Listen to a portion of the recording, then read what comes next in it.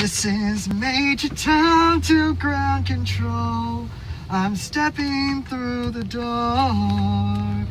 and the start tipping in the most peculiar way. And the stars look very different today. Okay, this is not about David Bowie or anyone named Tom.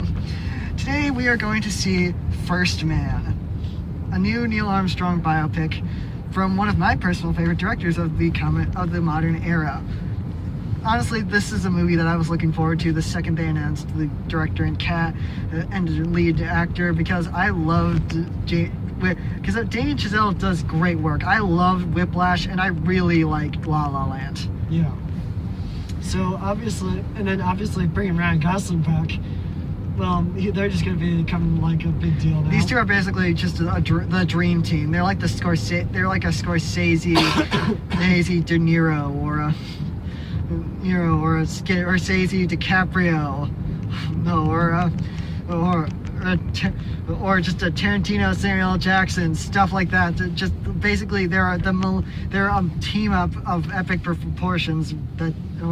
Yeah. And now we're getting First Man, the story of Neil Armstrong. Yeah. Which is pretty obvious. It's got a lot. There surprisingly has not been a lot of Neil Armstrong movies. I mean, there have been movies. But there hasn't been a lot of them. There's like a handful. There's like a TV movie. There's like what was it, The Right Stuff? I'm not sure. I don't know. But most of the time when and Hidden Figures was in there, but it was Neil Armstrong wasn't the focus here. This time around, it's the focus is on Neil Armstrong, his story, as much as Hollywood can pull together. I heard they talked to the family. Yeah. And it's got a lot of big firsts for Damien Chazelle. It's his first movie that he did not write that he is directing but did not write. It's his first movie that has nothing to do directly with music. All the music is going to be non-diegetic. Yeah. So it's going to be something. Ryan Gosling is basically probably going to be doing the same. It's basically Ryan Gosling. I think Damien Chazelle just really wants to give Ryan Gosling an Oscar at some point. Yeah. I feel like they just became friends on the set of La La Land, and it was just like, I'm gonna get you an Oscar, man. I don't care what it takes. I mean, Emma got an Oscar. I'm sorry, so I'm gonna have to get you an Oscar. Emma got an Oscar. I got an Oscar. It only seems fair. So obviously that. Though I think the funniest thing about the trailers for this is that when they do mention Damien Chazelle's other work, the movie they choose of the two movies that you would recognize him for is La La Land. And it doesn't make any sense, because of the two movies that major motion pictures he's put out, because he's made 3, but of the two, the most consistent with what I think the tone of this movie is going to be would probably be Whiplash. Yeah. And once again, I love Whiplash, one of my favorite movies of the last 10 years. Yeah. So obviously at that point I was on the Damien Chazelle bandwagon, but the First Man is gonna be different from his other stuff. Hopefully. Yeah. I don't know. I just really wanted to see this movie, and it's probably gonna be another one that's gonna be filled up with a bunch of Oscar nominations when that time comes around. I mean, why else would they put it out in October when over? Yeah. But what else can we say right now? I can't say anything right now. Oh, by the way, the guy who plays Buzz Aldrin, I can't remember his name. Damn it! Why can't we remember the guy's name? It's Corey Stoll, idiots. Right. Okay. Anyway, that's enough goofing around. We will be right back after the jump. Bye. So before we get into this, yes, we landed on the moon. Shut the hell up. Yeah. So, what did we think of the movie, aside from that little tidbit about our belief in conspiracy theories? God, this movie is great. Yeah. From start to finish, it just proves that Damien Chazelle is still a master craftsman at making these kinds of movies. He's maybe the best, and once again, maybe the best auteur of the modern era. Yeah. And I think a lot of that credit goes to him, his amazing team behind him, the actors, all that stuff. But let's get into all these little bits and pieces of the pieces individually. First of all, I wanted to talk about Justin Hurwitz's score. My God, was that fantastic! Yeah. I mean, I heard shades of the La La Land themes from in there, but in a lot of ways, it's very unique compared to that. Whereas La La Land was very much big horns, strings, all that stuff. He throws in like harps and even unironically a theremin. Like and not like in random moments, like in emotional moments. There's theremin. A theremin playing on the soundtrack. You don't see that outside of B sci-fi movies from the '60s much. Yeah. So kudos to Justin Hurwitz and his team for creating a score that does not sound ridiculous with a theremin and harps and all that stuff. It's big, it's epic, it's everything that this story needs. Now let's get into the more on-camera stuff. Ryan Gosling. I have heard that Neil Armstrong was apparently a very stoic, very calculating, and if that was true, then Ryan Gosling nailed it. Yeah. Especially when we get to this point where he just breaks down, where we see all these emotional breakdowns that Neil has. He just goes, he has to go and be alone during these times. And it's kind of interesting to see, because I think this is the most emotion I've ever seen from Ryan Gosling, and that's even counting The Notebook and La La Land and more of a joke one to that Blade Runner where he literally played a robot. Yeah. But yeah, that's a lot. And there are moments where you can definitely see basically, and here's where the Oscar clip goes in. Yeah.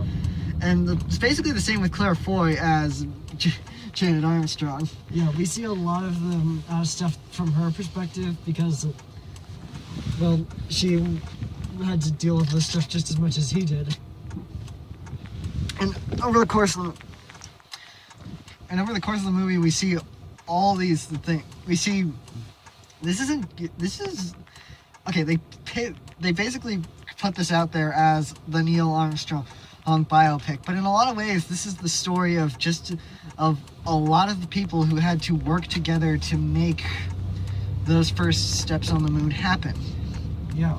It just happens that Neil Armstrong was a very important figure when it came to this. Yeah. So that's where the focus is. And then there are things like Kyle Chandler is in this movie. Jason Clarke is in this movie as one of Neil's friends, who was also Apollo 1. Who was a part of the ill-fated Apollo 1 mission. I'm sorry, spoiler alert for history. Yeah. And there are whole points of this movie where you just feel everything, and kind of makes you look back at what the hell was I thinking when I was 9 years old wanting to be an astronaut. Yeah, because there's moments where it feels claustrophobic in the capsules and everything like that. And keep in mind, we were feeling claustrophobic even though we were in a big theater, and the closest people to us were about 3 rows back. Yeah, but it's well directed in that sense. And honestly, about how during one of the more intense sequences like that, I was saying, all right, give Damien Chazelle a horror movie. I don't care which one, what kind, I don't care. Just give me Damien Chazelle a horror movie to direct. Yeah. And so I hope that is coming up the pipes at some point. And let's see. But and when it comes down to it, the shooting style was fantastic. I really like when true story movies take a documentary approach to it, like The Disaster Artist last year. One of the things I really liked that they did in that was they decided to shoot it in a very documentary-esque way, where you feel like, okay, this is what happened, this is how it went. And the First Man does that, and it does that and it makes it a lot more obvious than the Disaster Artist did, where instead of like random zoom ins and zoom outs, it's basically the camera is moving a lot to show realism. There's a lot of handheld cam. The cinematography is very creative, as are the special effects, to the point where you'll wonder with some stuff, how practical was it? Yeah, it's a very well integrated CGI for a guy like Damien Chazelle, who rarely uses it, who rarely, if ever, uses it. I mean, I imagine he used it some, but I can't say for sure. And I'm just gonna say it, the one scene they absolutely had to nailed it. Yeah. Big time. The one scene that, you can't make a movie with Neil Armstrong on the poster and not do. Michael Bay did this scene, and yeah, everyone.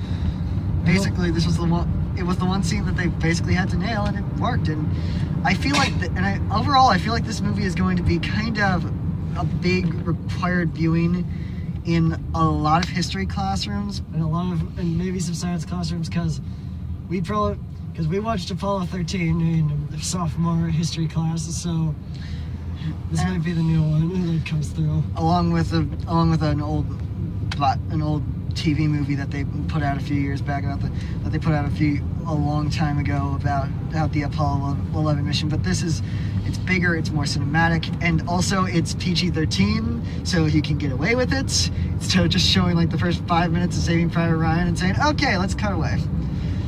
Yeah. But yeah, and obviously there are some what we don't know for sure are going to be historical liberties taken for the overall movie, because there's one moment that we personally relate, that where Neil does something on the moon that we personally relate to, because it's something we do when we travel. But when it comes down, whether or not he did that, we don't know 100% for sure, but it's still a beautiful moment. It's still breathtaking. The movie is great. It's probably going to get nominated for a bunch of Oscars. If anything, give the sound design team Oscars for for every sequence where they were powering up the shuttles. It was fantastic just how much it makes the tension build as they're locking everything in. Yeah.